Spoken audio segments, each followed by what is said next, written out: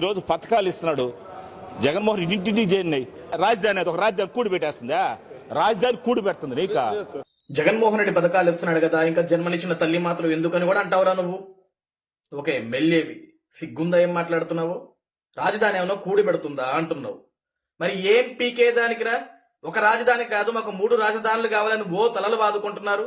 మాట్లాడితే మా ముఖ్యమంత్రి, మా నాయకుడు విశాఖపట్నం పోతాడు. ఏం బొచ్చు పీకేదానికి? విశాఖపట్నం సిగ్గనేది లేదా? రోడ్డు మీద పులిపై మేషాలు వేయటం అనుకుంటున్నావా రాజధాని అంటే? ఏ రోజన్నా ఒక సెంటు భూమి ఉడకని ఇచ్చేవరా నువ్వు?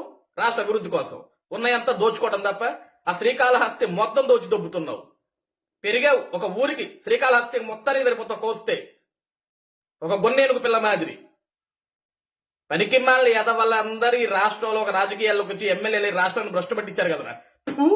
ఈరోజు పథకాలు ఇస్తున్నాడు జగన్మోహన్ ఇంటింటికి చేరినాయి. రాజధాని ఒక రాజధాని కూడి పెట్టేస్తుందా? రాజధాని కూడి పెడుతుంది నీక. జగన్మోహన్ రెడ్డి పథకాలు ఇస్తున్నాడు కదా, ఇంకా జన్మనిచ్చిన తల్లి మాత్రం ఎందుకని కూడా అంటావురా నువ్వు? ఒక ఎమ్మెల్యేవి, సిగ్గుందా ఏం మాట్లాడుతున్నావు? రాజధాని ఏమన్నా కూడి పెడుతుందా అంటున్నావు. మరి ఏం పీకే దానికిరా?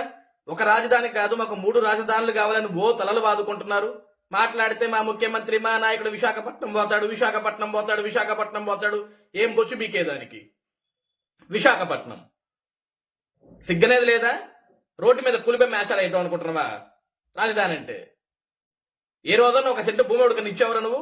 రాష్ట్ర అభివృద్ధి కోసం ఉన్నాయంతా దోచుకోవటం తప్ప ఆ శ్రీకాళహస్తి మొత్తం దోచి దొబ్బుతున్నావు. పెరిగావు ఒక ఊరికి, శ్రీకాళహస్తి మొత్తానికి సరిపోతా కోస్తే ఒక గొన్నేనుగు పిల్ల మాదిరి. పనికిమాల ఎద వల్ల అందరు ఈ రాష్ట్రంలో ఒక రాజకీయాల్లోకి వచ్చి ఎమ్మెల్యేలు రాష్ట్రాన్ని భ్రష్టు పట్టించారు కదరా.